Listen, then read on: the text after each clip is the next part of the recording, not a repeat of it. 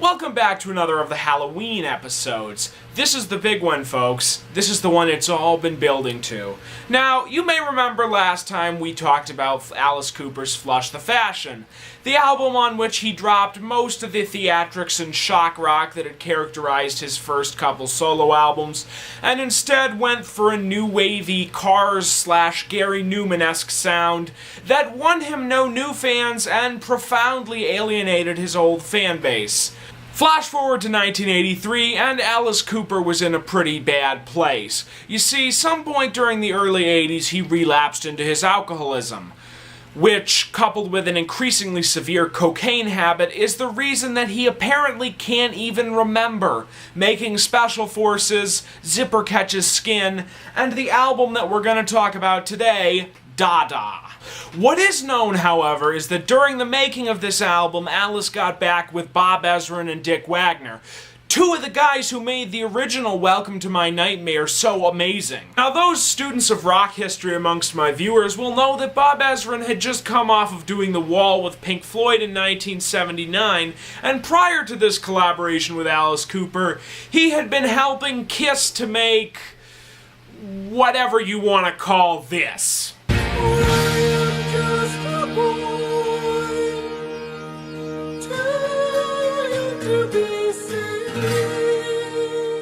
Would this album succeed like Ezrin's album with Pink Floyd, or would it bomb like his album with Kiss? I think you all know the answer to that. This album bombed.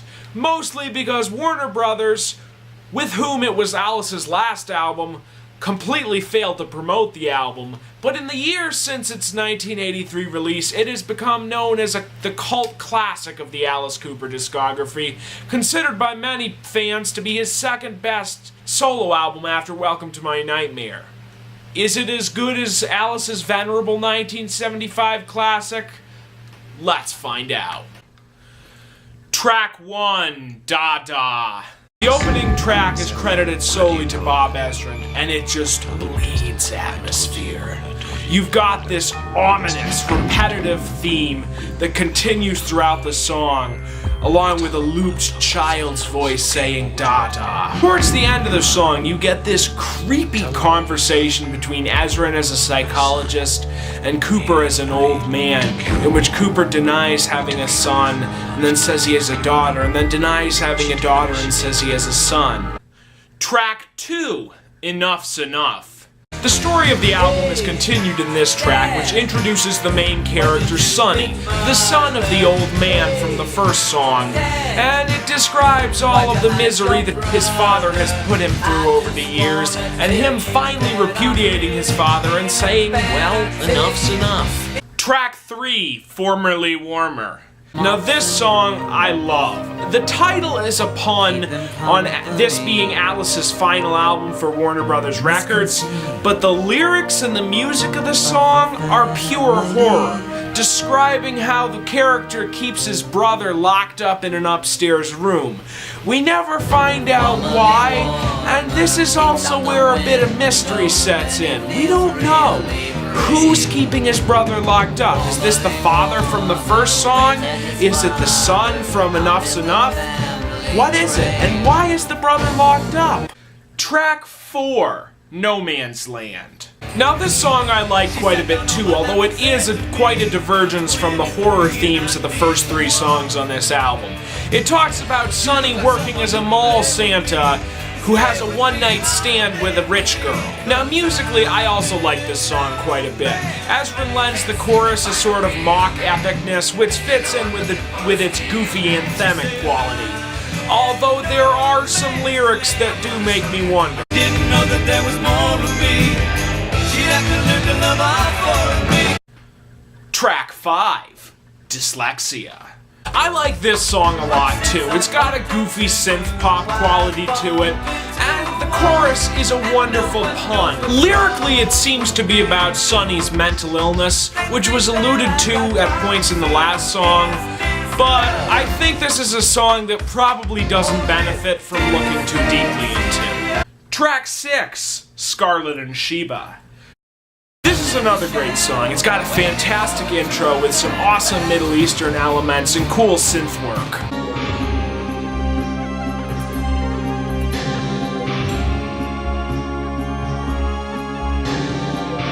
The song seems to be about a threesome between the main character and two women, and it doesn't necessarily seem like he's enjoying it all that much.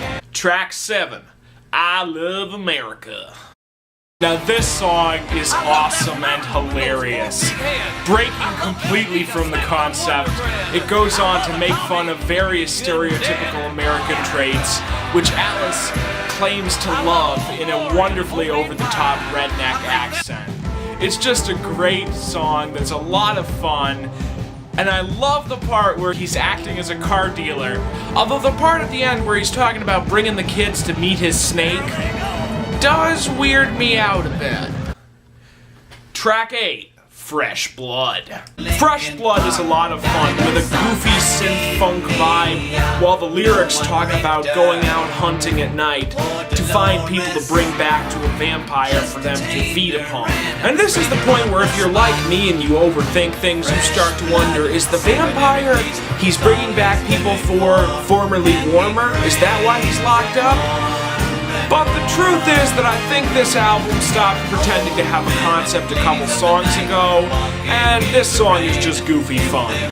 Track 9, Pass the Gun Around. And suddenly, we're back to the main storyline of the album, in one of the most extreme cases of mood whiplash I've ever experienced in a piece of music. We find Sonny waking up in a hotel room, wanting a drink, and contemplating suicide. It's difficult not to look at Pass the Gun Around as a metaphor for Alice's substance abuse problems, and this, coupled with a great guitar solo from Dick Wagner and some spot-on production by Bob Ezrin, all contributes to it being one of the few genuinely moving Alice Cooper songs and an amazing way to end this album. Oftentimes it is said that an artist produces their finest work when they are at their darkest point, at the very end of their tether with nowhere else to go. And the overall quality of this album provides some pretty solid evidence for that argument. This album is amazing. I'm going to be totally honest with you guys right here. This is my personal favorite Alice Cooper solo album. I know a lot of people will go for Welcome to My Nightmare, but to me, this album has something that Welcome to My Nightmare just doesn't have. Something that is difficult to put into words. But even if we discount that which cannot be put into words, the thoughts and the feelings that music gives us, this album still has a lot going for it on multiple levels. It's nice to have so much diversity on one album, especially after 3 albums that by and large weren't all that diverse. Well, Zipper Catches Skin was, but Zipper Catches Skin was also probably the weakest out of Alice's 3 new wave albums that he made in the early 80s.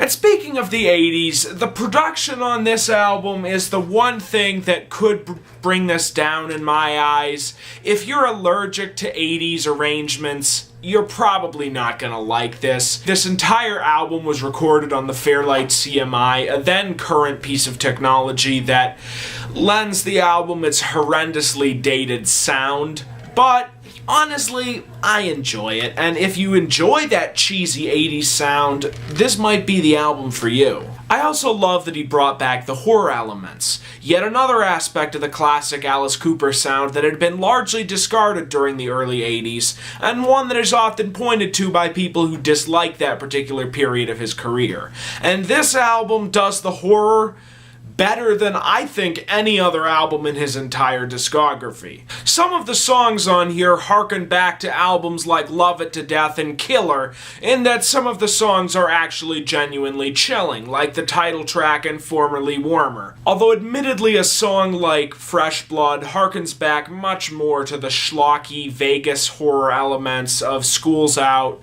Billion Dollar Babies, and pretty much all of Alice's 70s solo albums. Now with that said, the one song that pushes this album from being merely good into being great, and that sets this album aside as hands down my favorite Alice solo album, is Pass the Gun Around. The song is genuinely emotionally moving, and that's more than can be said for any other Alice Cooper song that I have ever heard. And that, in and of itself, is why I rate this album as high as I do. If you like Alice Cooper, or even if you just like good 80s music, this album is something that should definitely be checked out.